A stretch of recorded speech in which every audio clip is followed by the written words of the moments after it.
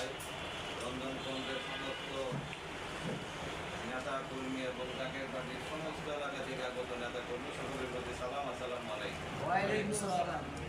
রন্ধনখণ্ড নিয়ে যে কথাগুলি আমরা এই 1 ঘন্টা যাবত শুনলাম, মোটামুটি একটা আন্দাজ হয়েছে এটার মধ্যে কী কী সমস্যা আছে, কী কী সমাধান দরকার। আর এইটা মহামান্য সভাপতি সাহেবও করছে, আমরাও করছি। এবং সর্বশেষ যে ফিনিশিংটা আসলো, এই ভাইয়ের কথার পরিপ্রেক্ষিতে উনি তো লোক দিতে রাজি বলে দিচ্ছেন, আমার কাছে লোক আছে, কিন্তু লোকগুলির একটু আদর যত্ন করে তো রাখতেই হবে। আমি একটা মানুষ তো মেশিন না, সারাক্ষণ তো তার মোবাইলের মতো ব্যবহার করা যাবে না, মোবাইলও তো চার্জ চাই, রেস্ট চাই। এইটা যেন সবাই আমরা খেয়াল করি, 1 নাম্বার। আর 2 নাম্বার, উনি আর একটা কথা বলে গেছে যে এই দরবারে যতটুকু কাজ করবেন, যতটুকু পানিতে নামবেন, ততটুকুই আপনার শরীরটা ভিজবো। অত্যন্ত গুরুত্বপূর্ণ কথা, যদি এটা আমরা মাথায় ঢুকাইতে পারি।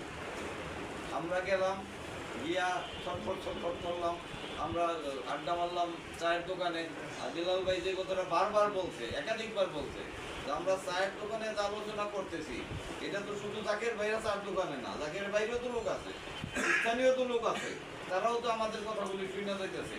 আমাদের এরকম যখন মিটিংগুলি হয়, বর্ধিত সভাগুলি হয়, তখন যদি আমরা সামনাসামনি কথা বলি, হয়তো সাময়িক একটু খারাপ লাগবো যে আমার বিরুদ্ধে একটা কথা হইল, কিন্তু আমাদের সামগ্রিক রেজাল্টটা কিন্তু আমাদের পজিটিভ হইল। আর আমরা তো মানুষ, আমাদের কিছু ভুল ত্রুটি থাকবে, কাজ যেহেতু আমরা করি, ভুল ত্রুটি থাকবে। আর আলমগীর ভাইকে তো ধন্যবাদ অনেক দিচ্ছে, আর নতুন করে একটু ধন্যবাদ দেব। এরকম কথা সব জায়গায় সব থেকে আমরা আশা করি, কারণ জাকেররা অনেক পরিশ্রম করে টাকা জোগাড় করে, আমাদের জাকেররা সবচেয়ে গরিব বাংলাদেশে। এত পরিশ্রমের টাকা দিয়ে সেই টাকা যদি উল্টা পাল্টা হয়, এটা যখন আমরা জানি আমাদের রক্তকরণ হয়। এবং জাকেররা তখন কষ্ট পায়, দূরে চলে যায় যে আমার এত কষ্টের টাকা আমি দিয়ে যদি ঠিক মতো না হয়। সামনে একটা মহাপবিত্র ওরস শরীর, দেখা যাবো যে কিছুদিন পরে আমাদের মিশন শুরু হয়ে যাবে। আমাদের হাতে কিন্তু সময় নেই দাদা, একদম সময় কমে যায়।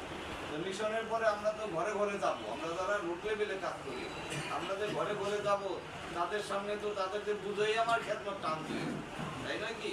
এখন যখন আমরা তাদের তারা কিন্তু আমাদের অনেক কিছু অনেক প্রশ্ন করে, এই প্রশ্নের উত্তরগুলি আমাদেরকে দিয়ে আসতে পারে।